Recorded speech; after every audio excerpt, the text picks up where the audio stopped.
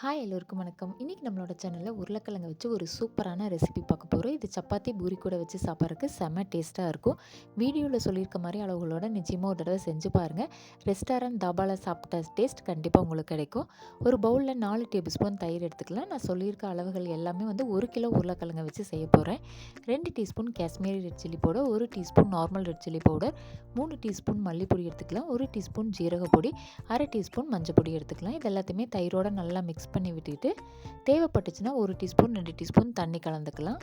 இது எல்லாத்தையுமே நல்லா மிக்ஸ் பண்ணிவிட்டு ஒரு கடாய் வச்சுட்டு அதில் 2 டேபிள் ஸ்பூன் ஆயில் சேர்த்துட்டு ஆயில் சூடானதுக்கப்புறமா 1 டீஸ்பூன் ஜீரகம் சேர்த்திக்கலாம். 2 பெரிய சைஸ் வெங்காயத்தை நல்லா சின்ன சின்னதாக கட் பண்ணி சேர்த்திக்கலாம். 2 டேபிள் ஸ்பூன் சின்ன சின்னதாக கட் பண்ண பூண்டு சேர்த்திக்கலாம். 1 டேபிள் ஸ்பூன் சின்ன சின்ன துண்டுகளாக கட் பண்ண இஞ்சி சேர்த்திக்கலாம். ஒரு பச்சை மிளகாய் மட்டும் எடுத்துக்கலாம். ஏற்கனவே காரத்துக்கு நம்ம ரெட் சில்லி பவுடர் சேர்த்திருக்கோம்.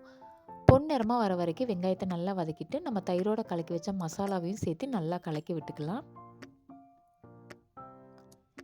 2 தக்காளியை மிக்ஸி ஜாரில் அரைச்சி சேர்த்திக்கலாம். நீங்கள் அரை கிலோ உருளைக்கிழங்குல செய்கிறீங்க அப்படின்னா நான் சொல்லியிருக்க அளவுகள் எல்லாத்தையுமே பாதியாக குறைச்சிக்கோங்க. எல்லா மசாலா பொடிகளையும் பாதியாக குறைச்சிக்கோங்க. இது ரொம்ப இந்த கிரேவி ரொம்ப தண்ணியாட்டம் இருந்தால் நல்லா இருக்காது. அதனால் கொஞ்சமாக தண்ணி நம்ம ஏற்கனவே தயிர் கலந்து வச்ச பவுலில் கொஞ்சமாக தண்ணி கலந்து சேர்த்திக்கங்க. 2 டீஸ்பூன் உப்பு சேர்த்திக்கலாம். இந்த மசாலாவுக்கு அது சரியாக இருக்கும். மூடி போட்டு லோ ஃப்ளேமில் கொஞ்சம் நேரம் அது வேகட்டும். நம்ம இன்னொரு அடுப்பில் பேன் வச்சு 3 டேபிள் ஸ்பூன் நெய் சேர்த்திக்கலாம். ஒரு பெரிய சைஸ் வெங்காயத்தை நல்லா நீல வாக்கில் கட் பண்ணி சேர்த்திக்கலாம். இந்த வெங்காயத்தை நம்ம அதிக நேரம் வதக்க தேவையில்லை. அரை சைஸ் குடமிளகாய் எடுத்துக்கலாம். 1 கிலோ உருளைக்கிழங்கு வேக வச்சு இந்த மாதிரி சின்ன சின்ன துண்டுகளாக கட் பண்ணி சேர்த்திக்கலாம். அந்த வெங்காயம், குடமிளகாய், இந்த உருளைக்கிழங்கு எல்லாத்தையுமே நல்லா வறுத்து விட்டுக்கலாம். இது ரொம்ப நேரம் கலர் தேவையில்லை. ஒரு 2 நிமிஷம் மட்டும் கலர்னோம்னா போதும். இது நெய்யில் வறுக்கிறதுனால இதோட ஃப்ளேவர் ரொம்ப நல்லாயிருக்கும். இந்த உருளைக்கிழங்குக்கு மட்டும் உப்பு சேர்த்திக்கலாம். 1 டீஸ்பூன் சேர்த்திக்கலாம். 1 டீஸ்பூன் கரம் மசாலா சேர்த்திக்கலாம். இப்போ இந்த மசாலா பொடிகளோட உருளைக்கிழங்கு நல்லா கலக்கி விட்டுக்கலாம்.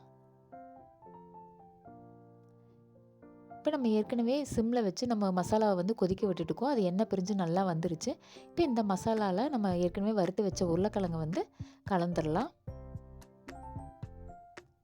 இது ரொம்ப ரொம்ப டேஸ்ட்டாக இருக்கும். கண்டிப்பாக நீங்கள் வீடியோவில் சொல்லியிருக்க அளவுகளோட ஒரு தடவை கண்டிப்பாக செஞ்சு பாருங்கள்.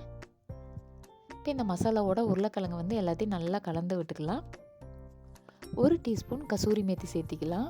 ஃப்ரெஷ்ஷான கொத்தமல்லி தலையை சேர்த்து மூடி போட்டு ஒரு 2 நிமிஷம் மட்டும் இதை கொதிக்க விட்டோம்னா போதும். ஏற்கனவே எல்லாமே நல்லா வெந்துருச்சு. இதே அளவுகளோடு நீங்களும் செஞ்சு பார்த்துட்டு எப்படி இருந்துச்சுன்னு சொல்லி கமெண்ட் பண்ணுங்கள். உங்களோட ஃப்ரெண்ட்ஸ் ரிலேட்டிவ்க்கு ஷேர் பண்ணுங்கள். நீங்கள் இன்னும் நம்ம சேனலை சப்ஸ்கிரைப் பண்ணலைன்னா சப்ஸ்கிரைப் பண்ணி உங்களோட சப்போர்ட் கொடுங்க. தேங்க்யூ.